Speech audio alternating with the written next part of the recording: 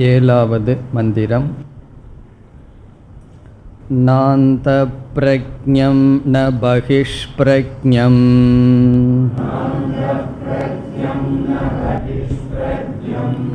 நோபயதப்ரக்ஞம் ந பிரக்ஞானகணம்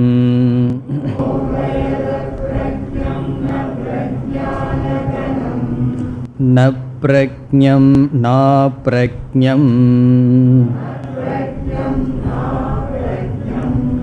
அதிருஷ்டமவ்யவகார்யமக்ராஹ்யம்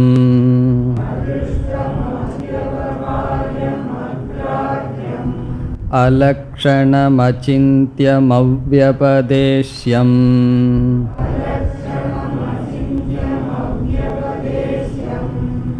ஏகாத்ம பிரத்யயசாரம் பிரபஞ்சோபசமம்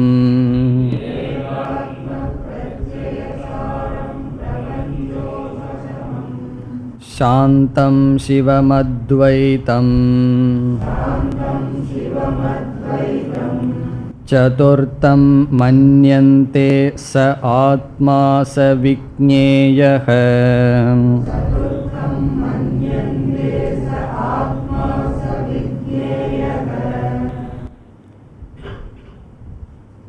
அதிருஷ்டம் அவ்யவகாரியம் என்று ஆரம்பித்த பகுதியில் ஆத்மா அறியப்படும் பொருள் அல்ல என்று பார்த்தோம். நாந்த பிரக்ஞம் ந பகிஷ்பிரக்ஞம் என்ற இடத்தில் ஆத்மா அறிபவன் அல்ல என்று பார்த்தோம். முதல் பகுதியில் ஞாதா அறிபவன் ஆத்மா அல்ல, அறிவு சொரூபமாக இருப்பது ஆத்மா என்றும், அதிருஷ்டம் என்ற பகுதியில் அறியப்படும் பொருள் ஆத்மா அல்ல என்ற பிரதானமான கருத்தை பார்த்தோம்.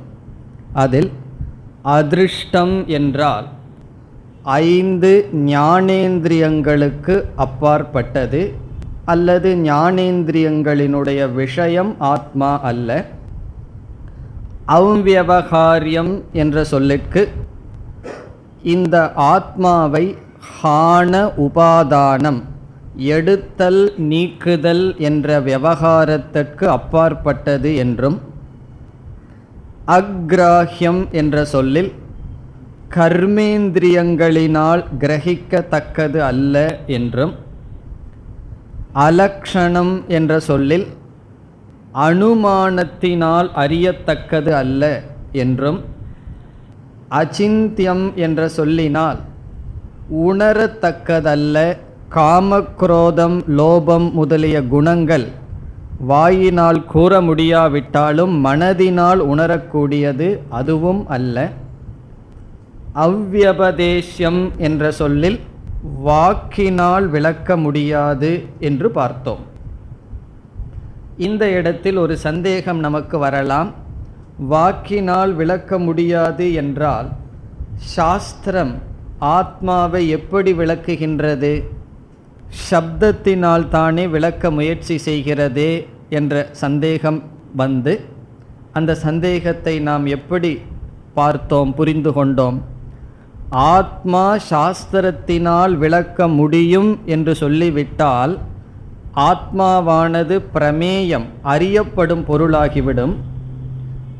அப்படி ஆத்மா அறியப்படும் பொருளாகிவிடும் என்ற தோஷத்திற்கு பயந்து ஆத்மா சாஸ்திரத்தினால் உபனிஷத்தினால் விளக்க முடியாது என்று சொன்னால் எதற்கு உபனிஷத்தை நாம் ஆத்மாவை தெரிந்து கொள்ள முயற்சி செய்ய வேண்டும்? ஆத்மாவை தெரிந்து கொள்ள உபனிஷத்தை எதற்கு எடுத்துக்கொள்ள வேண்டும்? அது எப்படி பிரமாணம்? ஔபனிஷதம் புருஷம் என்ற சொல் முரண்பட்டு விடும். இந்த இடத்துல என்ன பதில் நாம் பார்த்தோம்? ஆத்மா பிரமாணமாகவும் இருக்கிறது, அதே சமயத்தில் ஆத்மா பிரமேயம் அல்ல, உபனிஷத்தினால் விளக்கப்படுகின்ற பொருள் அறியப்படும் பொருள் அல்ல என்றும் பார்த்தோம். எப்படி என்றால் உபனிஷத்தினால் கொடுக்கப்படுகின்ற ஆத்ம தத்துவம் பிரமாதாவினுடைய சொரூபமாக பேசப்பட்டதே தவிர பிரமேயமாக பேசப்படவில்லை என்று நாம் பதில் பார்த்தோம். இனி அடுத்த சொல் ஏகாத்ம பிரத்யயசாரம். இதற்கும் பொருள் பார்த்தோம். இப்படி ஆத்மா இது அல்ல என்று நீக்கியே வந்தால் இந்த ஆத்மாவானது சூன்யம் என்ற பிரசங்கம், ஆத்மா ஒன்றும் இல்லாதது சூன்யமானது என்ற சந்தேகம் வரலாம். காரணம் என்னவென்றால் இங்கு கூறிய லட்சணங்கள் அனைத்தும் சூன்யத்திற்கும் பொருந்தும். சூன்யமானது அதிருஷ்டம், சூன்யமானது அவ்யவகாரியம், சூன்யமானது அலக்ஷணம். சூன்யத்துக்கு நம்ம என்னென்ன லட்சணம் சொல்கிறோமோ அத்தனை லட்சணமும் ஆத்ம லட்சணமும் ஒன்றாக இருப்பது போல் தெரிகிறது. அப்பொழுது இந்த சொல் நமக்கு உதவி செய்கிறது. ஏகாத்ம பிரத்யயசாரம் என்பதனுடைய பொருள், ஆத்மா நான் என்று சொல்லிக் கொண்டிருக்கின்ற சொல்லுக்கு ஆதாரமாக இருக்கின்றது, சாரமாக அதிஷ்டானமாக இருக்கிறது. ஆத்ம பிரத்யயத்தினுடைய சாரம் என்றும், நான் என்று சொல்கின்ற அகம் விருத்தியே ஆத்மாவுக்கு பிரமாணம் என்றும் பார்த்தோம். இனி நாம் அடுத்த சொல்லுக்கு சென்று விசாரம் செய்ய வேண்டும். அந்த சொல் பிரபஞ்சோபசமம். இதனுடைய பொருளை மட்டும் சென்ற வகுப்பில் பார்த்தோம். இப்பொழுது விளக்கத்திற்கு செல்ல வேண்டும். பிரபஞ்சோபசமம் என்பது ஒரு முக்கியமான சொல்லாகின்றது துரியத்தினுடைய லட்சணத்தில். இந்த சொல்லினுடைய பொருள், எந்த இடத்தில் அல்லது எதில் பிரபஞ்சம் இல்லையோ அது துரியம், அது ஆத்மா. பிரபஞ்சஸ்ய, பிரபஞ்சத்தினுடைய உபசமக என்றால் அபாவக, யஸ்மின் துரியே, எந்த துரியத்தில் அல்லது ஆத்மாவிடத்தில் பிரபஞ்சம் இல்லையோ அது துரியம், பிரபஞ்சத்தை இல்லாமையுடன் கொண்டது. உபசமம்னு சொன்னால் சாந்தி அல்லது நிவிருத்தி, இங்கு அபாவம், இல்லாமை. கயிற்றை என்ன சொல்லலாம்? ரஜ்ஜு உபசமம் அப்படின்னு சொல்லலாம். கயிற்றை சர்ப்ப உபசமம், ரஜ்ஜு அல்ல, சர்ப்பத்தினுடைய உபசமம்னா இல்லாமல் இருத்தல். கயிற்றை பார்க்கின்றோம், அதை பாம்பாக நினைத்து கொண்டு வருகின்றோம். அப்பொழுது பாம்பாக நினைத்து கொண்டிருப்பவனுக்கு குரு உபதேசம் செய்கின்றார், இயம் ரஜ்ஜுகு சர்ப்ப உபசமா, சர்ப்பம் இல்லாதது எதுவோ அதுதான் நீ பார்த்து கொண்டிருப்பது என்று சொன்னால், கயிறானது எப்படி அறிமுகப்படுத்தப்படுகிறது? எந்த ஒரு தத்துவத்தினிடம் நீ பார்த்து வருகின்ற சர்ப்பமானது பாம்பானது இல்லையோ அதுதான் இதனுடைய பொருள். இதில் இதுவரை இந்த பிரபஞ்சத்தை வைத்துக்கொண்டு பிரபஞ்சத்தை மூன்றாக பிரித்து ஸ்தூல பிரபஞ்சம், சூக்ஷ்ம பிரபஞ்சம், காரண பிரபஞ்சம் என்று பிரித்து, ஸ்தூல பிரபஞ்சத்தில் ஒரு அங்கமான ஸ்தூல சரீரத்தை ஏற்றுக்கொண்டு அந்த சரீரத்தோடு அபிமானம் வைப்பதனால் அறிபவன், விஸ்வன், தைஜசன், பிராக்ஞன் என்ற தன்மைகளானது வந்தது. அந்த தன்மைகளெல்லாம் நீக்கப்பட்டது. இந்த உலகத்தை ஸ்தூல பிரபஞ்சத்தை பார்ப்பதனால் ஸ்தூல திருக், சூக்ஷ்ம திருக், பிறகு அஞ்ஞானத்தை பார்ப்பவன் என்றெல்லாம் சொல்லப்பட்டது. இவைகளெல்லாம் உலகத்தை வைத்துக்கொண்டு இந்த உலகத்தை பார்ப்பதனால், உலகம் இருப்பதனால் வருகின்ற குணங்கள் நீக்கப்பட்டது. ஆனால் இந்த சொல் இந்த உலகமே நீக்கப்படுகிறது. இந்த ஸ்தூல சூக்ஷ்ம காரண பிரபஞ்சமே இல்லை என்று சொல்லப்படுகிறது. அப்படி ஒரு ஸ்தூல பிரபஞ்சம்னு ஒன்று இருந்தால்தானே ஸ்தூல பிரபஞ்சத்தை பார்க்கின்ற ஸ்தூல புக், ஸ்தூலத்தை அனுபவிப்பவன்கிற ஸ்டேட்டஸ் ஆத்மாவுக்கு வரும். சூக்ஷ்ம பிரபஞ்சம் என்று ஒன்று இருந்தால்தானே சூக்ஷ்மத்தை அனுபவிப்பவன் என்ற தன்மை வரும். இதுவரை என்ன செய்யப்பட்டது? அந்த தன்மைகள் நீக்கப்பட்டது. இப்பொழுது அந்த தன்மைக்கு காரணமான பிரபஞ்சமே நீக்கப்படுகிறது. அதாவது வட்டி முதலும் சேர்ந்து போச்சுன்னு சொல்வார்கள் அல்லவா, அந்த முதலும் சேர்ந்து இங்கு நீக்கப்படுகிறது. இதுவரைக்கும் வட்டி தான் நிஷேதம், இப்பொழுது என்னன்னா அந்த முதலே இல்லாமல் செய்யப்படுகிறது, பிரபஞ்சமுமே நீக்கப்படுகிறது. இனி நாம் இந்த கருத்தை புரிந்து கொள்ள 2 விதமான பிரமா, மிஸ்டேக், தவறு சாஸ்திரத்தில் பேசப்படுகிறது. ஒரு விதமான பிரமா, பிரமான்னு சொன்னா மிஸ்டேக், எரர், தவறு.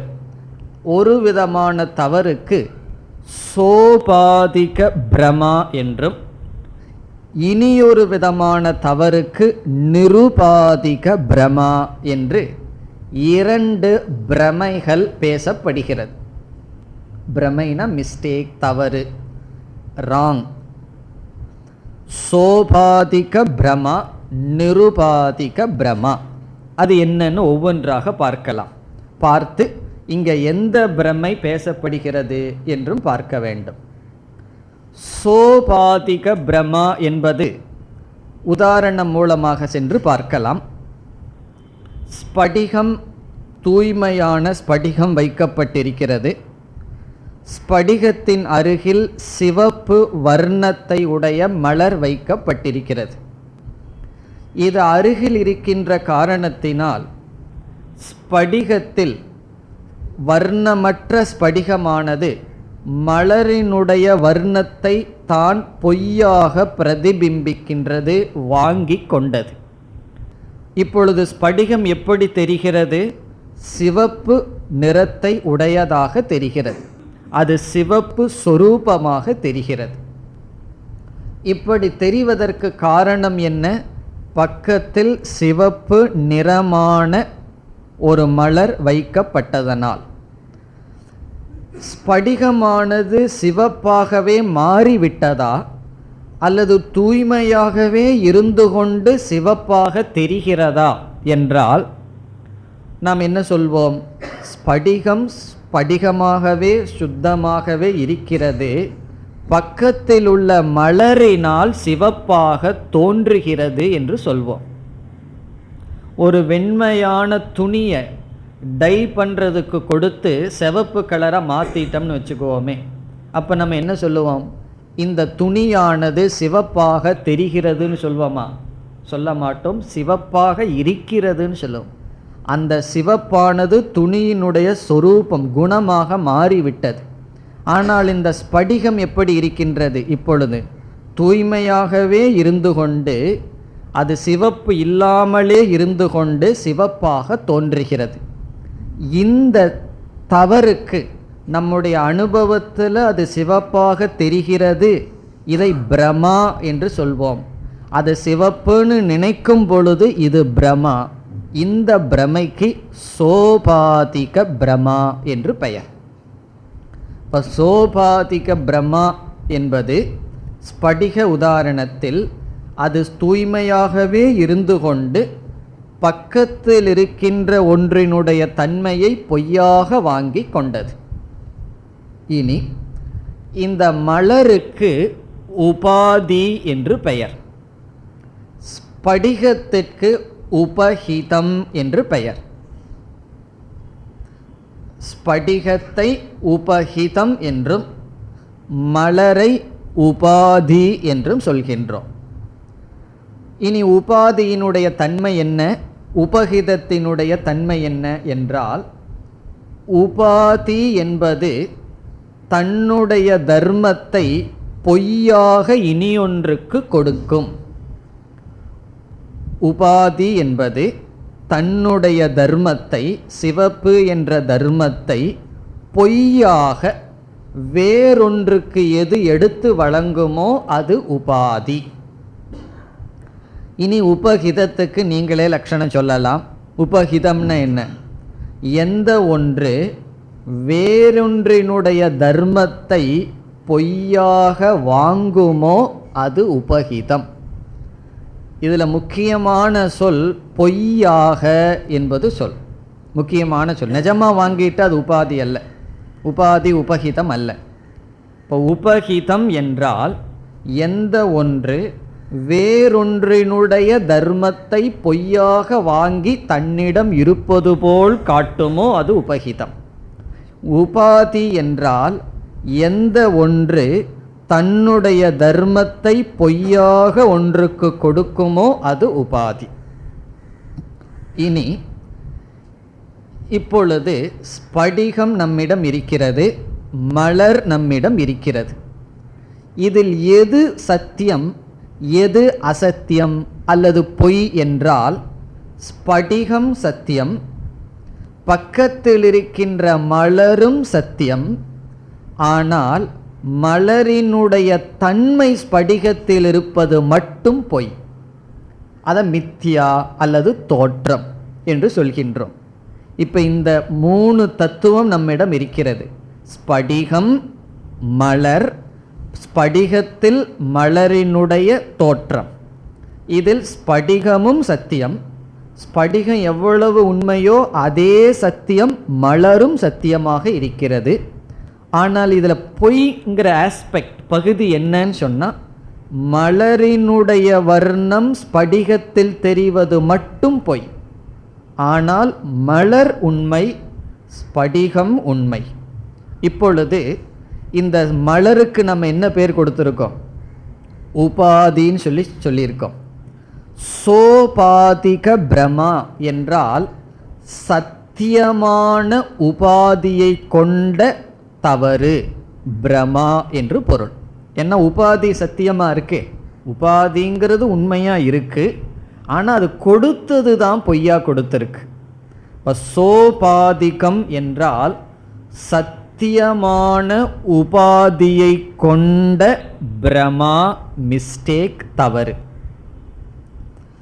உபாதின்னு சொன்னால் நம்ம பார்த்தது. சோபாதிகம்னா உபாதியை, சத்தியமான உபாதியை கொண்ட தவறு. அப்போ இதில் என்ன மேக்சிமம் கரெக்ட் பண்ணலான்னு சொன்னால், உபாதியான மலரும் இருக்குது, ஸ்படிகமும் இருக்குது. ஆனால் என்னன்னு சொன்னால் மலரினுடைய தன்மை தான் ஸ்படிகத்தில் இல்லை. இது சோபாதிக பிரமா. இந்த விதமான பிரம தான் ஆத்ம விஷயத்தில் இருக்குன்னு சொல்லி எல்லா விதமான வாதிகளும் அத்வைதவாதிகளை தவிர பேசுகிறார்கள். இப்போ விசிஷ்டாத்வைதமாகட்டும் துவைதிகளாகட்டும் எல்லாம் இதைத்தான் பேசுகிறார்கள். நாம் இந்த உதாரணத்தை இங்கு ஏற்றுக்கொள்ளவில்லை. வேறொரு விதமான பிரமையை நாம் பேசுகின்றோம். அதுதான் நிருபாதிக பிரமா. அதைத்தான் நாம் பேசுகின்றோம். முதல்ல அதை பார்க்கிறதுக்கு முன்னாடி இங்கிருந்து நம்ம வேதாந்தத்துக்குள்ள இந்த உதாரணத்தை எடுத்துக்கொண்டால், ஸ்படிகத்திற்கு உதாரணமாக ஆத்மாவை அல்லது பிரம்மத்தை எடுத்து கொள்கின்றோம். ஆத்மா அல்லது பிரம்ம ஸ்படிகத்தினுடைய நிலை. இந்த பிரபஞ்சத்தை மலருக்கு உதாரணமாக எடுத்து கொள்கின்றோம். பிரபஞ்சம்ங்கிறது மலர், உபாதி. எல்லாம் என்ன சொல்கிறார்கள்? எப்படி மலர் சத்தியமா இருக்கோ, எப்படி ஸ்படிகம் சத்தியமா இருக்கோ, அப்படி பிரபஞ்சமும் உபாதியா இருந்தாலும் சத்தியமா இருக்கு. பிறகு அந்த பிரபஞ்சத்தினுடைய சில தப்பான குணங்கள் தான் ஆத்மாவிடம் ஏற்றி வைக்கப்பட்டுள்ளது. மோக்ஷம்னு சொன்னால் என்னவாம்? ஏற்றி வைக்கப்பட்ட சில குணங்களை தான் நீக்கணும், பிரபஞ்சத்தை நீக்க முடியாது. எப்படி மலரை நீக்க முடியாதோ, மலரும் உண்மை ஸ்படிகமும் உண்மையோ, அப்படி உலகமும் உண்மை, பிரம்மனும் உண்மை. உலகத்தில் இருக்கிற சில துஷ்ட குணங்கள் எல்லாம் பிரம்மத்திடம் தெரிகிறது அறியாமையினால் என்று கூறுகிறார்கள். இனி நாம் சொல்ல போகின்ற அடுத்த உதாரணம் என்னவென்றால், இந்த 3 பகுதியில் மலர் உபாதி என்று சொல்லப்பட்டதே அதுவே பொய்யாக இருக்க போகிறது. அந்த பொய்யான ஒன்று அதுவே உண்மையில கிடையாது. ஆனால் என்ன செய்யுதுன்னா, இல்லாத பொய்யான ஒன்று தன்னுடைய தர்மத்தை பொய்யாக ஏற்றி வைப்பது நிருபாதிக பிரமா. இப்போ நிருபாதிக பிரமா என்றால் அங்கு உபாதியே மித்யா அல்லது பொய். இங்க உபாதி சத்தியம். நாம சொல்கின்ற இரண்டாவது உதாரணத்தில் உபாதியே பொய்யாக இருக்கிறது. அதற்கு நம்ம 2 உதாரணம் பார்க்கலாம். முதல்ல ரொம்ப புரிகிற உதாரணம், அதுக்கு அடுத்தது உதாரணத்திலே கொஞ்சம் ஹையர் உதாரணத்துக்கு போகலாம். கடலானது நீலமாக நமக்கு தெரிகிறது. இப்போ கடல் தண்ணீருடைய கலர் என்ன என்றால் அதற்கு ஒரு வர்ணம் கிடையாது. அது நீளமாக இருக்குது தண்ணின்னு சொன்னால் கையில் எடுத்து பார்த்தா நீளமாக இருக்கா? இல்லை. பிறகு அந்த நீலம் ஆகாசத்தினுடைய குணத்தினுடைய பிரதிபிம்பம். ஆகாசங்கிறது மலரை போல, ஆகாசத்தில் ஸ்பேஸில் ப்ளூ கலர் இருக்குது. அந்த கலரை இது ரிஃப்ளெக்ட் பண்ணுது. இப்போ என்ன பிரம நடந்திருக்கு? வேறொன்றினுடைய தர்மத்தை கடலானது தன்னுடைய தர்மத்தை போல காட்டுகின்றது. இப்போ இங்கே 3, ஆகாசம் உபாதி, பிறகு கடலானது உபகிதம், கடலில் தெரிகின்ற நீலத்தன்மையானது பிரமா, மிஸ்டேக். இதில் கொஞ்சம் விசாரம் பண்ணி பார்த்தா ஆகாசத்தில் இருக்கின்ற நீலம்ங்கிறது சத்தியமா என்றால் அதுவே சத்தியமல்ல, அதுவே மித்தியா அல்லது பொய். அப்போ அந்த ஆகாசத்தில் நீலவர்ணம் என்பதே பொய், அதுவே உண்மையல்ல. அப்போ என்ன ஆயிருக்குன்னு சொன்னால் அந்த உபாதியே பொய். இப்போ பொய்யான உபாதியிடமிருந்து தன்னுடைய தர்மத்தை உபகிதத்துக்கு கொடுத்திருக்கிறது எப்படி சத்தியமாக இருக்கும்? அதுவே பொய். அது உண்மையா இருந்தாவே பொய்யா கொடுக்கலான்னு சொன்னால் பொய்யா இருக்கிறது கொடுக்கறது எப்படி இருக்கும்? அதுவும் பொய்.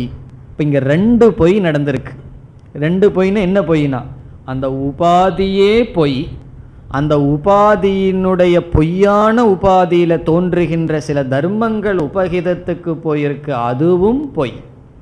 அந்த விதத்தில் நாம் பதில் கூறுகின்றோம், இந்த பிரபஞ்சம் என்கின்ற உபாதியே மித்யா, அந்த பிரபஞ்சம் மித்யா, இந்த பிரபஞ்சம்ங்கிற உபாதியே பொய் என்ற கருத்து தான் பிரபஞ்சோபசமம் என்ற சொல்லில் சொல்லப்படுகிறது. இப்போ பிரபஞ்சோபசமங்கிற சொல்லில் என்ன கருத்து சொல்லப்படுகிறதுன்னு சொன்னால், பிரம்மத்தினிடம் சில குணங்கள் தெரிகின்றன, அழியக்கூடியது, இப்படியெல்லாம் சில குணங்கள் தெரிகிறது. அவைகள் பொய். அறிபவன், ஸ்தூலத்தை அறிபவன், சூக்ஷ்மத்தை அறிபவன் எத்தனையோ தெரிகிறது. அவைகள் பொய்ங்கிறது சொல்லப்பட்டு அவைகள் எதனால் வந்ததுன்னு சொன்னால் பிரபஞ்சத்தினால் வந்ததுன்னு சொல்கிறோம். அந்த பிரபஞ்சமே பொய்தான், அந்த உபாதியும் பொய், உபகிதத்தில் தெரிகின்ற தர்மமும் பொய். அப்போ நிருபாதிக பிரமா என்றால் எந்த ஒரு உபாதியும் மித்யாவாக இருந்து கொண்டு, அது பொய்யான உபாதியாக இருந்து கொண்டு அதனுடைய தர்மத்தை உபகிதத்தில் செலுத்தினால் அது நிருபாதிக பிரமா. சோபாதிக பிரமான்னு சொன்னால் அந்த உபாதி சத்தியம். உபாதிக்கும் உபகிதத்துக்கும் சேம் ஆர்டர் ஆஃப் ரியாலிட்டி, ரெண்டுக்கும் ஒரே சத்தா. இதுக்கு எவ்வளவு சத்தியம் இருக்கோ அதுக்கும் உபாதிக்கும் சத்தியம் இருக்கு. ஆனால் நீருக்கு எவ்வளவு சத்தியம் இருக்கோ அதே சத்தியம் நீல ஆகாசத்துக்கு கிடையாது. நீர் ஹையர் ரியாலிட்டி, வியாவகாரிகம், அது வெறும் தோற்றம். அப்போ உபாதி என்றால் கீழான சத்தை கொண்டு அல்லது உண்மையாக இல்லாமல் இருந்து கொண்டு, உண்மையாக இல்லை பிறகு இருப்பது போல் தெரிந்து அதனுடைய பொய்யான தர்மங்களை கொடுத்தால் அது நிருபாதிக பிரம்மா. இப்போ நிருபாதிக பிரம்மையில் எதை நிச்சயம் பண்ணுறோம்னா, உபாதியினுடைய தர்மம் மட்டும் பொய்யல்ல, உபாதியும் பொய். உபாதியும் பொய், உபாதியினுடைய தர்மங்கள் உபகிதத்தில் தெரிவதும் பொய். இதுவரைக்கும் உபகிதத்தில் தெரிகிற தர்மம் பொய்ன்னு சொல்லப்பட்டது. இந்த சொல்லில் உபாதியே பொய் என்று சொல்லப்படுகிறது. இதுக்கு இரண்டாவது உதாரணம் பார்ப்போம். முதல் உதாரணம் என்ன? நிருபாதிக்க பிரமைக்கு நீலாகாசம் பார்த்தோம். இதுக்கு இரண்டாவது உதாரணம் கொஞ்சம் கவனிச்சா தான் நமக்கு புரியும். சொப்பன அனுபவம், நம்முடைய கனவு. நம்முடைய கனவுல ஒரு உலகத்தை பார்க்கிறோம். இங்கேயும் 3 தன்மை இருக்கின்றது. ஆத்மா அல்லது நான் இருக்கின்றேன். அந்த நான்கிறது உபகிதம். உபாதி என்பது சொப்பன பிரபஞ்சம், கனவில் பார்க்கப்படுகின்ற உலகத்துக்கு இங்கு உபாதின்னு சொல்கிறோம். இப்போ இந்த உதாரணத்தில் ஆத்மா உபகிதம் ஸ்படிகத்தை போல, பிறகு இந்த ஆத்மா பார்க்கின்ற இந்த கனவு பிரபஞ்சம், கனவுல ஒரு உலகம் இருக்கு, அது உபாதி. இந்த கனவு உலகத்தை பார்க்கிறதுனால ஆத்மாவுக்கு என்ன ஸ்டேட்டஸ் வந்திருக்கு, என்ன தன்மை வந்திருக்கு? தைஜசன் என்ற தன்மை வந்து விட்டது. கனவை பார்க்கின்ற ஆத்மாவுக்கு என்ன பேர்? தைஜசன். இப்போ தைஜசன்கிறது வந்து ஆத்மாவிடம் இருக்கின்ற ஒரு குணம். இப்போ ஆத்மா வந்து தைஜசன் அல்ல. ஒரு சமயம் விஸ்வனா இருக்கான், ஒரு சமயம் தைஜசனா இருக்கான், ஒரு சமயம் பிராக்ஞனா இருக்கான். இப்போ இந்த இடத்துல தைஜசன்கிற தன்மை எப்படி ஸ்படிகமானது ஒரு சமயம் சிவப்பாக இருக்குது, ஒரு சமயம் நீளமாக இருக்குது, எப்போன்னா விதவிதமான உபாதி வந்துட்டு போனால் விதவிதமாக மாறிட்டுருக்கு. ஆனால் அதற்குன்னு சொல்லி ஒன்றும் குணங்கள் கலரோ கிடையாது. அதே போல் ஆத்மா விஸ்வன் அல்ல, ஆத்மா தைஜசன் அல்ல, ஆத்மா பிராக்ஞன் அல்ல. அந்த உபாதி வரும்போது ஆத்மாவுக்கு அந்த ஸ்டேட்டஸ் வந்துடுது. இப்போ கனவு உலக வரும்பொழுது ஆத்மா தைஜசனாக மாறிடுது.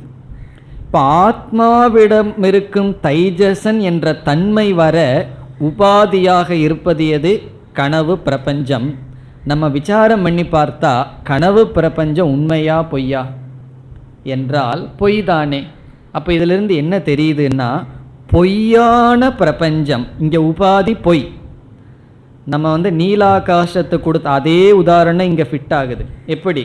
கனவு பிரபஞ்சம் பொய், அது உபாதியாக இருந்திருக்கு.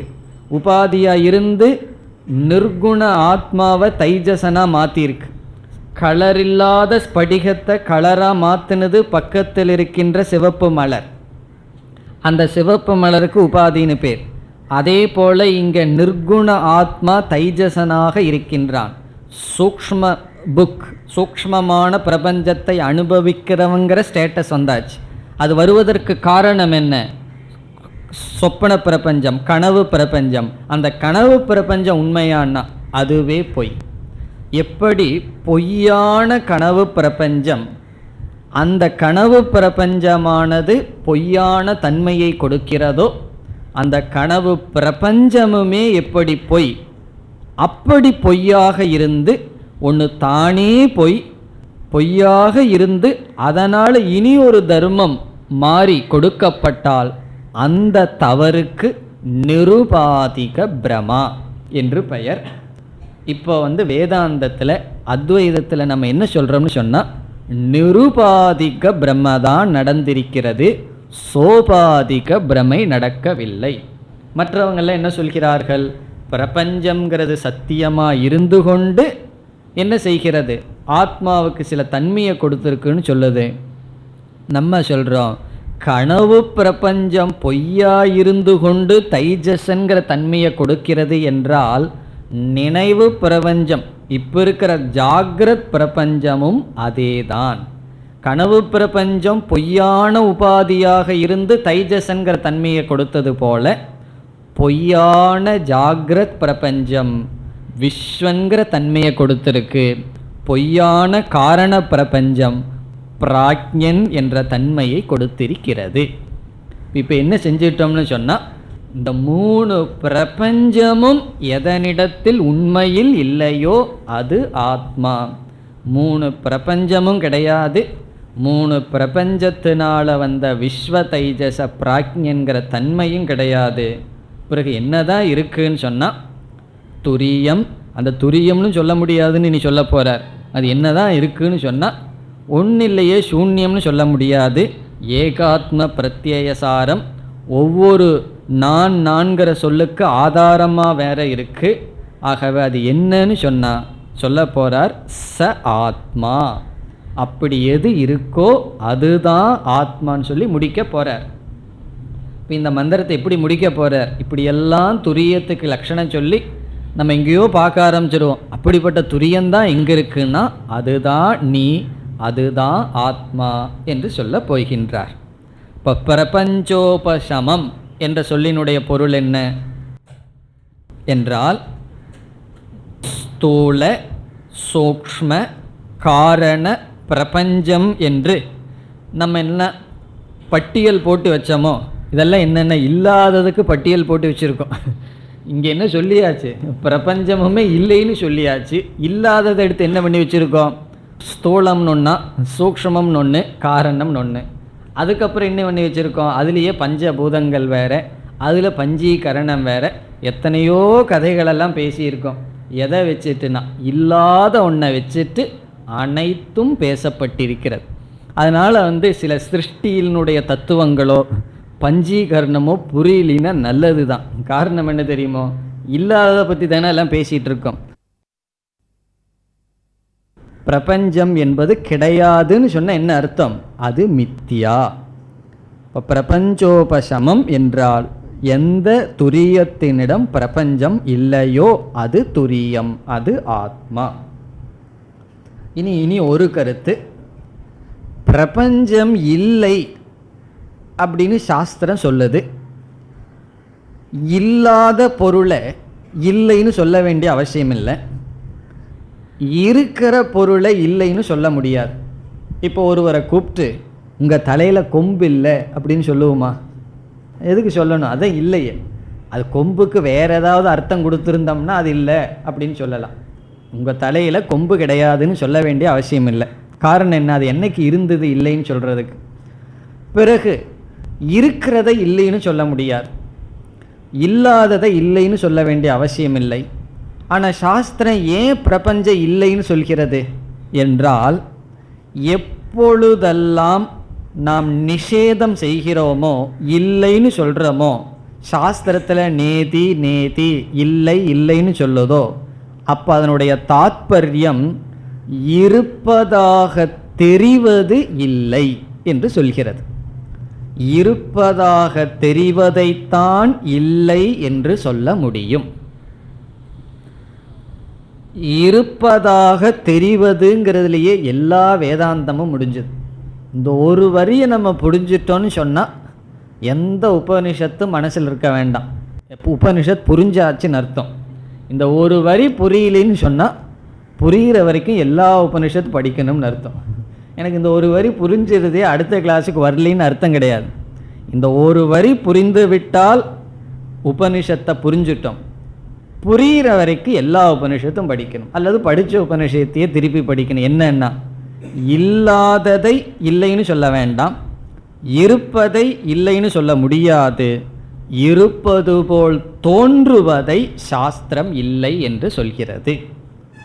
இருப்பது போல் தோன்றுவதைத்தான் மித்யா என்றும், எப்பொழுதும் இருப்பதை சத்தியம் என்றும் சாஸ்திரத்தில் சொல்லப்படுகிறது. பிரபஞ்சோபசமம், பிரபஞ்சம் இல்லை என்று சாஸ்திரம் சொல்வதனுடைய நோக்கம், நாம் பிரபஞ்சம்னு எது இருப்பதாக நினைத்து கொண்டிருக்கின்றோமோ அது இல்லை. இல்லாதது தான். இல்லாததை ஏன் இல்லைன்னு சொல்லுதுன்னா, இருக்கிறது போல உனக்கு தெரிவதனால், இந்த உலகம் இருக்கிறது மாதிரி தெரிகின்ற காரணத்தினால் சாஸ்திரம் என்ன சொல்லுது? இல்லை என்று சொல்கிறது. இப்போ இல்லை என்ற சொல் இல்லாததை இல்லை என்று சொல்லவில்லை, சொல்ல வேண்டாம், சொல்ல வேண்டிய அவசியம் இல்லை. இருப்பது போல் தெரிவதை இல்லை என்று சொல்கிறது. அந்த இருப்பது போல் இருக்கே, அதில் தான் வேதாந்தமே. அச்சாணி அங்கே தான் இருக்கு. இருப்பது போல் அப்படிங்கிற வார்த்தை, இந்த இவன் ஒரு வார்த்தை அதுக்கு சமஸ்கிருதத்தில், அதில் தான் வேதாந்தமே ஓடிக்கொண்டு இருக்கின்றது. இருப்பது போல் என்றால் அங்கு இல்லை என்று பொருள். அப்போ மித்யாவுக்கு லட்சணம் என்னன்னு சொன்னால், உண்மையில் இல்லாமல் இருப்பது போல் எது காட்சி அளிக்கிறதோ அது மித்யா. கயிறானது சத்தியம், பாம்பானது மித்யா. உண்மையில் அங்கு இல்லாமல் இருப்பது போல் காட்சியளிப்பதனால் பாம்பு மித்யா. காணல் நீரானது இல்லை, இருப்பது போல் தெரிவதனால் அந்த நீர் மித்யா. பிரபஞ்சம் இல்லை, இருப்பது போல் தெரிவதனால் அது மித்யா. இந்த ஒரு வார்த்தையத்தான் டைஜஸ்ட் பண்ண முடியாமல் எல்லாருமே தவிக்கிறார்கள். எத்தனையோ மதங்கள் வந்தது காரணம் என்னன்னா இந்த ஒரு வார்த்தையை கிரகிச்சிக்க முடியல. என்ன கேட்பார்கள் துவைதிகள்? கண்ணுக்கு முன்னாடி தெரிகிற இந்த பிரபஞ்சத்தை நீ எப்படி இல்லைன்னு சொல்லுவாய் என்று சொல்கிறார்கள். கண்ணுக்கு முன்னாடி தெரிகிறதுனால தான் இல்லைன்னு சொல்கின்றோம், உண்மையில் இல்லை. இப்போ பிரபஞ்சோபசமம்னு சொன்னால் மித்யா பிரபஞ்சம் அல்லது உபாதியும் பொய், மித்யா என்பது சாரம். இனி அடுத்த சொல்லுக்கு போலாம். சாந்தம். சாந்தம் என்பது அமைதி சொரூபம். பிரபஞ்சம் உபசமம் ஆயிடுதுன்னா என்ன இருக்குன்னா சாந்தம்தான். பிரபஞ்சம் இருக்கிற வரைக்கும் அசாந்தி, பிரபஞ்சம் போயிடுதுன்னு வச்சுக்குவோமே என்ன இருக்கும்னா சாந்தம். சாந்தம் என்பது துரியத்தினுடைய சொரூப லட்சணம். நம்ம சாந்தத்தை உடையது துரியம்னு சொல்லவில்லை. நம்ம என்ன சொல்லுவோம் சில சமயம், இப்பொழுது என் மனசில் அமைதி இருக்கிறது, இப்போ நான் அமைதியை உடையவனாக இருக்கிறேன். கொஞ்ச நேரத்துக்கு அப்புறம் என்ன சொல்லுவோம், அமைதி இல்லாதவனாக இருக்கிறேன்னு சொல்லி மனதில் ஒரு விதமான அமைதி வந்து செல்கின்றன. அந்த அமைதியை இங்கு பேசப்படவில்லை. மனதுக்கு நாம் ஒரு அமைதியை அனுபவிக்கிறோம், தியான காலத்திலேயோ ஏதோ ஒரு காலத்திலேயோ. சில சமயம் தியான காலத்தில் அசாந்தி தான் அதிகமாக அனுபவிக்கப்படும். தியானத்தினுடைய பல காலத்தில், தியான காலத்தில் கொஞ்சம் போராட்டம் இருக்கும், தியானத்தினுடைய பலன் என்னன்னா சாந்தி, மன அமைதி.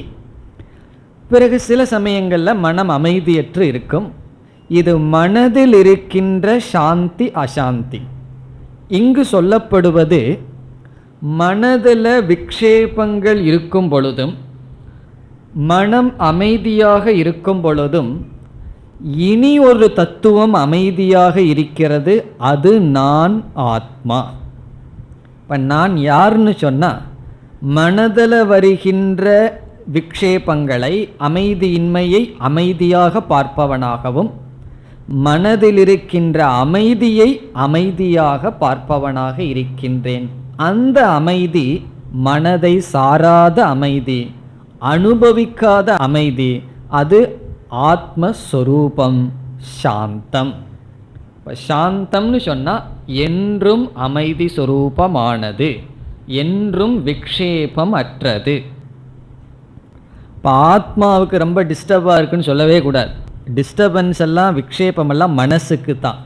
மனது அமைதியாக இருக்குது, அமைதி இல்லாமல் இருக்கும், மாறி மாறி இருந்துகிட்ருக்கும். ஆத்மா எப்பொழுதுமே அமைதி சொரூபமாக இருக்கிறது. இதிலிருந்து என்ன பலன்னு சொன்னால், ஆத்மா அமைதி சொரூபம் என்ற ஒரு அறிவை நம்ம அடைஞ்சு, அந்த அறிவினால நான் ஆத்மஸ்வரூபம்னு உணர்வதனால் அந்த அறிவினால ஒரு அமைதி வரும். அதை ஜீவன் முக்தி, அது அனுபவிக்கத்தக்கது தான். அந்த அமைதி என்னன்னு சொன்னால், மனதில் அமைதி வரும் போகுங்கிறது ஒன்று இருக்குது. நான் அந்த அமைதிக்கும் அப்பாற்பட்ட ஆத்மஸ்வரூபமானவன், என்றும் அமைதியாக சாட்சியாக இருந்து பார்ப்பவன். அது ஞான பலம். இங்கே ஆத்மாவினுடைய சொரூபம் பேசப்படுகிறது. இந்த சொரூப ஞானத்தினால என்ன ஞானம் வரும்? நான் சாந்த சொரூபம்னு ஞானம் வரணும். இங்கு ஆத்மா சாந்த சொரூபமாக இருக்கிறது.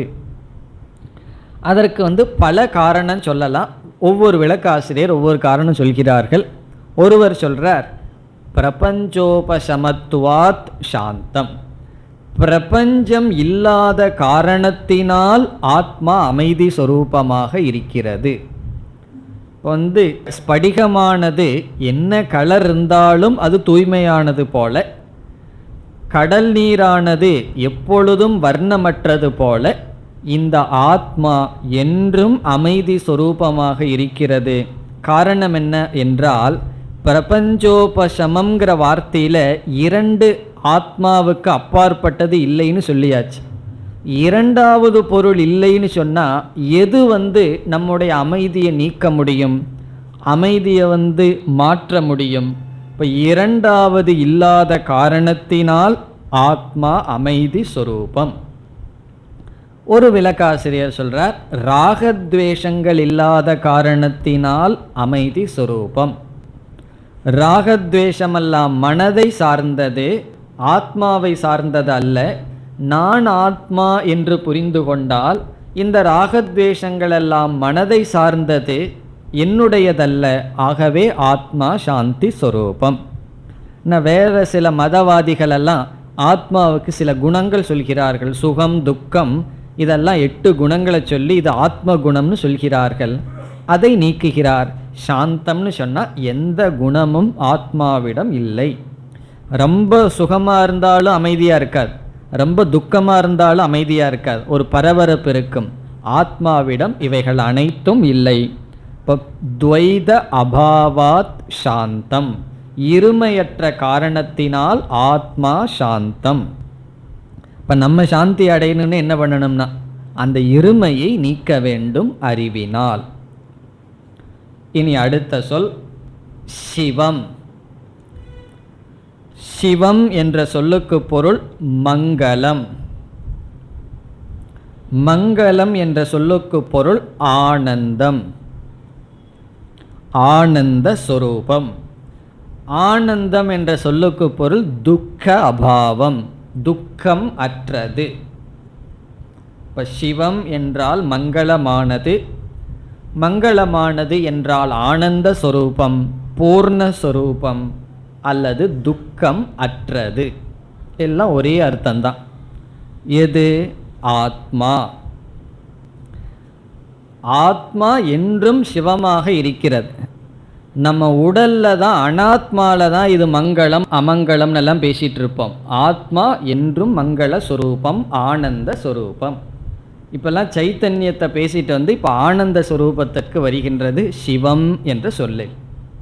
எப்பெல்லாம் எனக்கு துக்கம் இருக்குன்னு நினைக்கிறோமோ அப்போ துரியத்தினுடைய ஆத்மாவினுடைய லட்சணம் சிவம். சிவம் என்றால் மங்களம், ஆனந்த சொரூபம் என்று பொருள். இனி அடுத்த சொல் அத்வைதம். இதுவும் ஒரு முக்கியமான சொல். அத்வைதம் இரண்டற்றது. அத்வைதம் என்றால் இரண்டற்றது. பிரபஞ்சோபசமங்கிற சொல்தான் அடுத்த அத்தியாயம் விளக்குகின்றது. அடுத்த ஒரு முழு அத்தியாயத்தை கௌடபாதர் என்ன செய்கின்றார்? பிரபஞ்சோபசமங்கிற சொல்லில் விளக்குகின்றார். பிரபஞ்சம் எப்படி மித்தியா என்று நிலைநாட்டப் போகின்றார். பிறகு 3வது அத்தியாயத்தில் அவர் என்ன செய்ய போகின்றார்? இங்கு சொல்லப்பட்ட அத்வைதம் என்ற சொல்லை விளக்க இருக்கின்றார். இப்போ அடுத்தது வைதத்திய பிரகரணம், பிரபஞ்சோபசமங்கிற சொல்லுக்கு விளக்கம். 3வது அத்தியாயம் அத்வைத பிரகரணம், அது இந்த அத்வைதம் என்ற சொல்லினுடைய விளக்கம். இந்த அத்வைதம்ங்கிற சொல்லும் மிக அழகான சொல். இப்போ அத்வைதம் என்றால் இருமை அற்றது. எப்பொழுது என்ற கேள்வி வருகிறது. எப்பொழுது இருமையற்றது? சில பௌராணிகர்கள் என்ன சொல்கிறார்கள்? பிரம்மன் அல்லது ஆத்மா அத்வைதம்தான், அது பிரளய காலத்தில் ஒன்றாக இருக்கிறது. சிருஷ்டி காலத்தில் என்ன ஆயிருக்குன்னு சொன்னால் அதுவே பலவாக மாறி இருக்கின்றது. அப்போ ஆத்மாவினுடைய தன்மை என்னன்னு சொன்னால் துவைதாத்வைதம் என்று சொல்வார்கள். அது துவைதம், அது அத்வைதம். அது துவைதமாகவும் இருக்கிறது, அத்வைதமாகவும் இருக்கின்றது என்ற கொள்கைகள் சிலர் கொண்டுள்ளார்கள். இந்த சொற்களில் என்றைக்குமே தவறு கிடையாது, சொல்ல புரிஞ்சுக்கிறதுல தான் தப்பு இருக்கு. நம்ம என்ன சொல்கிறோம்? அதே பிரம்மந்தான் உபாதான காரணமாக இருக்குது, உலகமாக இருக்குன்னு சொல்கிறோம். அவர்கள் அதை சத்தியமாக பேசுகிறார்கள். அதில் தான் கருத்து வேறுபாடு இருக்கிறது. இப்போ துவைதாத்வைதம்னா துவைதமும் பிரம்ம, துவைதமும் பிரம்மத்தினுடைய லட்சணம், அத்வைதமும் லட்சணம் என்று சொல்கிறார்கள். நம்ம ஒரு சிறிய கேள்விக்கு அங்கே பதில் இருக்காது. ஒரு பொருள் எப்படி ஒரே காலத்தில் இரண்டு விபரீதமான தன்மையுடன் இருக்க முடியும்? இப்போ அதனுடைய ரியாலிட்டி வேறையாக இருந்தால் அப்படி இருக்கலாம். இப்போ இதனுடைய பொருள் சிருஷ்டி காலத்திலும் பிரளய காலத்திலும் அல்லது துவைதம் தெரிகின்ற காலத்திலும் துவைதம் தெரியாத காலத்திலும் இது அத்வைதமாக இருக்கின்றது. துவைதே சதி அத்வைதம், துவைதம் இருக்கும் பொழுதே இது இரண்டற்றதாக இருக்கிறது. அதுதான் அத்வைதத்துக்கு பொருள். இப்போ அத்வைதம்னு சொன்ன இரண்டற்றது எப்பொழுதுனா எப்பொழுதும், அதன் மீது இருமை தெரியும் பொழுதும் இருமையற்றதாகவும் இருமை தெரியாத பொழுதும் இருமையற்றதாகவும் இருக்கின்றது. அது ஒரு ஸ்லோகத்தில் நன்கு சொல்லப்படுகிறது. மோகேன விஸ்மிருதே திருஷ்யே சுஷுப்திர் அனுபூயதே. மோகத்தினால் பார்க்கப்படுவதானது மறக்கப்பட்டால் தூக்கமானது அனுபவிக்கப்படுகிறது. மோகேன விஸ்மிருதே திருஷ்யே, மோகத்தினால் விஸ்மிருதே மறக்கப்பட்ட திருஷ்யே, திருஷ்யன்னா பார்க்கப்படுவது. மோகம்னா இங்கே அஜ்ஞானம்ங்கிற இருள். அஜ்ஞானம்ங்கிற இருளினால் பார்க்கப்படுவது மறக்கப்பட்டால் சுஷுப்திகி அனுபூயதே, உறக்கம் வருகிறது. இங்கே அஜ்ஞானம் அல்லது உறக்கம், நித்ரையினால் பார்க்கப்படும் பொருள் மறக்கப்பட்டால் உறக்கம். போதேன விஸ்மிருதே திருஷ்யே துரியம் அனுபூயதே. போதேன என்றால் ஞானத்தினால், முன்ன மோகத்தினால் இருமை நீக்கப்பட்டால் உறக்கம். போதேன விஸ்மிருதே திருஷ்யே, போதம்னு சொன்ன ஞானம், ஞானத்தினால் இருமையானது மறைக்கப்பட்டால் விஸ்மிருதே திருஷ்யே துரியம் அனுபூயதே, அது என்ன இருக்குன்னா துரியம். இப்போ ரெண்டு விதமான அத்வைதம் இருக்கு. ஒன்று மோகத்தினால் விஸ்மரணம், இனி ஒன்று போதத்தினால் விஸ்மரணம். மோகத்தினால்னு சொன்னால் அதை பார்க்காததுனால அங்கு அத்வைதம். கண்ணை மூடிட்டு அத்வைதம் தானே. கண்ணை திறந்துட்டோன்னு சொன்னால் பார்க்கின்றோம், துவைதம் வந்திருக்கு. இந்த வேதாந்தத்தில் என்ன பண்ணுறோன்னு சொன்னால் கண்ணை திறந்துட்டே அத்வைதமாக மாற்றிடுறோம். இதுதான் பெரிய ட்ரிக்குன்னா. கண்ணை மூடுனா அத்வைதம், அத்வைதம்னு என்ன ஒன்றை தவிர இரண்டு கிடையாது, ரெண்டாவது பார்க்கல. அது உறக்கத்தில் அத்வைதம் அனுபவிக்கப்படுகின்றது மோகத்தினால். போதத்தினால் மூன்று அவஸ்தையிலும் அத்வைதமானது அறியப்படுகின்றது. ஜாகிரத அவஸ்தையிலேயே போதத்தில் அத்வைதம். போதம்னா ஆத்ம ஞானம். என்ன போதம்னா பிரபஞ்சோபசமங்கிற ஞானத்தினால். இப்போ போதேன விஸ்மிருதே திருஷ்யே துரியம் அனுபூயதே. அப்படி அத்வைதம் என்றால் அறிவினால் எப்பொழுதும் ஆத்மா இரண்டற்றது என்கின்ற ஞானம். துவைதம்னா இருமை, அத்வைதம்னா இருமையற்றது. அறிவினால் என்றும் ஆத்மா இருமை அற்றது, ஒன்றாக இருப்பது என்பது பொருள். இந்த சொல்லினுடைய விளக்கத்தை நம்ம 3வது அத்தியாயம் பூரா பார்க்க போகின்றோம். அங்கு மீதி விளக்கங்களை பார்க்கலாம். இனி அடுத்த சொல் சதுர்த்தம் மன்யந்தே. சதுர்த்தம் என்றால் துரியம், ஒரே பொருள்தான். துரியம்னு சொன்னாலும் சதுர்த்தம் என்று சொன்னாலும் துரியம் என்று சொன்னாலும் ஒரே பொருள். துரியம், துரியம், சதுர்த்தம் என்ன பொருள்? நான்காவது என்பது பொருள். ஃபோர்த், ஃபஸ்ட்டு, செகண்ட், தேர்டு அப்படி வர்றதில் ஃபோர்த் அப்படிங்கிறது நான்காவது என்பது சதுர்த்தம், துரியம், துரியம் என்ற சொல்லினுடைய பொருள். இந்த ஆத்மா, இந்த தத்துவம், இங்கே அறிமுகப்படுத்தப்பட்ட தத்துவம் இருக்கே, அது என்னவாம்? சதுர்த்தம் மன்யந்தே. சதுர்த்தம் நான்காவதாக, மன்யந்தே கருதுகிறார்கள், கருதப்படுகின்றது. நான்காவதாக நினைக்கப்படுகின்றது. இதனுடைய அர்த்தம் என்ன? ஒருவரை பார்த்து உங்களுக்கு புத்தி இருக்கின்றது என்று என்னால் நினைக்கப்படுகிறது, கருதப்படுகிறதுன்னு சொன்ன அர்த்தம் என்ன? புத்தி இல்லை என்று பொருள். அந்த அர்த்தம்தான் இங்கு. நான்காவதாக கருதப்படுகிறது என்றால் அது நான்காவது அல்ல என்பது பொருள். இந்த இடத்துக்கு சொன்ன உடனே நம்ம இந்த நாந்த பிரக்ஞத்துக்கு 2-3 வகுப்புக்கு முன்னாடி ஒரு முகவரை பார்த்தோம். அது ஞாபகம் இருக்கணும். தங்கம் என்ற ஒரு தத்துவத்தை அறிமுகப்படுத்தி, வளையல், மோதிரம், செயின் ஒரு 3 தத்துவத்தை அறிமுகப்படுத்தி, நான்காவது தத்துவமான இந்த தங்கமானது, நான்காவது அறிமுகப்படுத்தப்பட்ட தங்கம் இந்த 3இல் ஒன்றா, 3ஐ காட்டிலும் வேறா என்றெல்லாம் கேள்வி கேட்டு என்ன விசாரம் பண்ணமோ அது அனைத்தும் இந்த சொல்ல இடத்துல ஞாபகப்படுத்திக்கணும். அதனால் என்னென்னா அந்த விசாரத்தை மீண்டும் நம்ம செய்ய போவது இல்லை. அங்கே என்ன செஞ்சமோ அந்த விளக்கம்தான் இந்த இடத்தில். தங்கம் இந்த 3க்கும் அப்பாற்பட்டது என்பது சாரம்னு பார்த்தோம். அதை நான்காவதை போல.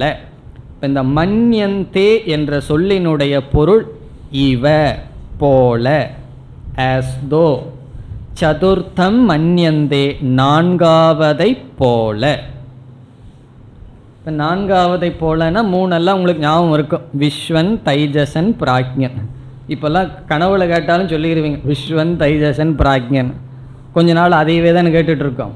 இப்போ விஸ்வன், தைஜசன், பிராக்ஞன் இந்த 3க்குள்ளேயும் எது மாறாமல் இருக்கின்றதோ அது துரியம். அது நான்காவதை போல 3க்கும் ஆதாரமாக இருப்பது. ஆனால் 3க்குள் ஒன்று அல்ல. சதுர்த்தம் மன்யந்தே. இனி அடுத்த சொல் சக ஆத்மா. சகன இதுவரைக்கும் சொன்ன தத்துவந்தான் ஆத்மா. ஆத்மான்னு சொன்னால் ஒருவனுடைய உண்மையான சொரூபம், ஒருவன். இதுதான் நான் என்று பொருள். சக ஆத்மா. அடுத்த சொல் சக விக்ஞேயக. இதுதான் அறியத்தக்கது, இதைத்தான் அறிய வேண்டும். விக்ஞேயக என்றால் ஞான யோக்யக, அறியத்தக்கது. அதுவே ஆத்மா, அதுவே அறியத்தக்கது. இந்த ரெண்டையும் சேர்ந்து பொருள் பார்க்க வேண்டும். சதுர்த்தம் மன்யந்தேங்கிறதோட ஃபுல் ஸ்டாப், அதோடு ஒரு கருத்து முடிகிறது. கடைசியில் ச ஆத்மா ச விக்ஞேயக அப்படிங்கிறது தனி போர்ஷன். இதுதான் ஆத்மா, இதைத்தான் அறிய வேண்டும். இது எப்படி ஆரம்பிச்சதுன்னா அதிருஷ்டம்னு ஆரம்பித்து அறிய முடியாதது, பார்க்க முடியாததுன்னு ஆரம்பித்து உபனிஷத்து எப்படி முடிக்கிறது? விக்ஞேயக, அறியத்தக்கது, அறிய யோக்கியமானது என்று முடிக்கிறது. அதனால் இதை பார்ப்போம், இதில் உபனிஷத் என்ன சொல்கிறது என்று. ஆத்மாவினுடைய சொரூபத்தை இவ்விதம் கூறி இப்படிப்பட்ட தன்மையுடன் எது இருக்கிறதோ அது ஆத்மா. நாந்த பிரக்ஞத்தில் ஆரம்பித்து சதுர்த்தம் மன்யந்தே வரைக்கும் சொல்லி இப்படிப்பட்ட லக்ஷணம் எந்த இடத்துல பொருந்துகிறதோ அது ஆத்மா. சில லக்ஷணத்தை மட்டும் எடுத்துட்டா அது சூன்யத்துக்கு பொருந்திடும். எல்லா லக்ஷணத்தையும் எடுத்துக்கணும். ஏகாத்ம பிரத்யேசாரம் முதல் கொண்டு எல்லா லக்ஷணத்தையும் எடுத்து எல்லாமே முழுமையாக எந்த இடத்துல சேருதோ அது ஆத்மா, அது நான். இந்த ஆத்மாவை அறியத்தக்கதாக சாஸ்திரம் அறிமுகப்படுத்துகிறது என்றால் ஆத்மாவை இப்படி அறிய வேண்டும் என்பது பொருள். இந்த ஆத்மாவை நீ பொருளை அறிய வேண்டும்னு சொல்லலை, இப்படிப்பட்ட தன்மையாக விக்ஞேயக, அறியத்தக்கது ஆத்மா. இப்படிப்பட்டதுங்கிறதுக்கு அர்த்தம் சொல்லுங்கன்னு சொன்னால் 4 கிளாஸாக நம்ம என்ன பார்த்தோம்? அதுதான் நாந்த பிரக்ஞத்தில் ஆரம்பித்து இதுவரைக்கும் என்ன பார்த்தோமோ அதுதான் இப்படிப்பட்ட என்ற சொல்லினுடைய பொருள். இவ்வளவு தூரம் ஆத்மாவுக்கு என்ன லட்சணம் உபனிஷத் சொல்லுச்சோ இப்படி அறியத்தக்கது. இப்படி சொல்றதிலிருந்தே என்ன தெரியுதுன்னா நாம் இப்படி அறியாமல் இருந்திருக்கிறோம் என்று தெரிகிறது. வேற எப்படி அறிஞ்சிருக்கோம்? விஸ்வனாக, தைஜசனாக, பிராஜ்ஞனாக நம்மை அறிந்து வருகின்றோம். உபனிஷத் என்ன சொல்கிறது? இவ்விதம் விக்ஞேயக, இவ்விதம் ஆத்மா அறியத்தக்கது. இப்போ அதிருஷ்டம்னு சொல்லிட்டு விக்ஞேயகன்னு சொல்லி முரண்பாடு இருக்கேன்னு பார்க்கக்கூடாது. அதிருஷ்டமாக விக்ஞேயக, அறியத்தக்கது. எப்படி? பார்க்கத்தக்கது அல்ல என்று அறியத்தக்கது, உணரத்தக்கது, புரிந்து கொள்ளத்தக்கது ஆத்மா. இந்த விக்ஞேயங்கிறதுக்கு பல அர்த்தம் இருக்குது. ஞான யோக்கியகன்னு சொன்னால் மீதி அனைத்தும் ஞான யோக்கியம் அல்ல. மீதி எதை அறிஞ்சாலும் அந்த அறிபவன் உடைய மனதில் அரிப்பானது இருந்து கொண்டே இருக்கு. எதை வாழ்க்கையில் அறிஞ்சதுக்கு அப்புறமே அந்த அறிவில் ஒரு அரிப்பு போகுமோ, இன்னும் தெரிஞ்சுக்கலாம், யாராவது பேசுகிறவங்ககிட்ட காதை கொடுக்கலாம் அப்படிங்கிற புத்தி இருந்துகிட்டே இருக்கும். அது கொஞ்சம் மெதுவாக பேசினாங்கன்னா கொஞ்சம் எக்ஸ்ட்ரா காதை கொடுப்போம். காரணம் என்ன? தெரிஞ்சுக்கணுங்கிற ஒரு அரிப்பு இருக்கே மனதில். அந்த அறிபவனிடத்தில் இருக்கின்ற ஒரு அரிப்பு, அது சம்சாரம். அது என்னைக்குமே இருக்கும். எது வரைக்கும்னா இதை தெரிந்து கொள்ளும் வரை. இதை தெரிஞ்சிட்டோம் அப்படின்னா பிரபஞ்ச உபசமம். பிரபஞ்ச உபசமம்னா அனைத்தும் பொய்யாகின்றது. ஆகவே சவிக்ஞேயக, இந்த ஆத்ம தத்துவம்தான் அறியத்தக்கது. இப்படி இந்த விஷயத்தை பல உபனிஷத் பேசுகின்றது. ஆத்மாவா அரே திரஷ்டவ்யக, ஆத்மா பார்க்கத்தக்கதுன்னு பிருகதாரண்யகத்திலையும், விஜிக்ஞாசிதவ்யக, இந்த ஆத்மாவை அறிந்து கொள்ள வேண்டும், சக அன்வேஷ்டவ்யக, இந்த ஆத்மா தேடப்பட வேண்டும் என்று எல்லா உபனிஷத்துக்களிலும் இந்த கருத்து சொல்லப்படுகிறது. இந்த சொல் என்னன்னு சொன்னால், நம்முடைய வாழ்க்கையில் புருஷார்த்தமாக இருப்பது இந்த ஆத்ம ஞானம். ச விக்ஞேயக, இந்த ஆத்மா அறியத்தக்கது. இதோடு இந்த மந்திரம் முடிவடைகிறது. இனி காரிகை வர இருக்கின்றது. அடுத்த உபனிஷத் மந்திரத்துக்கு முன்னாடி கௌடபாதர் என்ன செய்ய போறார்? இந்த மந்திரத்தை விளக்கப் போகின்றார் சில காரிகைகளில். அவைகளை அடுத்த வகுப்பில் பார்க்கலாம். ஓம் பூர்ணமத பூர்ணமிதம் பூர்ணாத் பூர்ணமுதச்யதே பூர்ணஸ்ய பூர்ணமாதாய பூர்ணமேவாவசிஷ்யதே. ஓம் சாந்தி சாந்தி சாந்தி.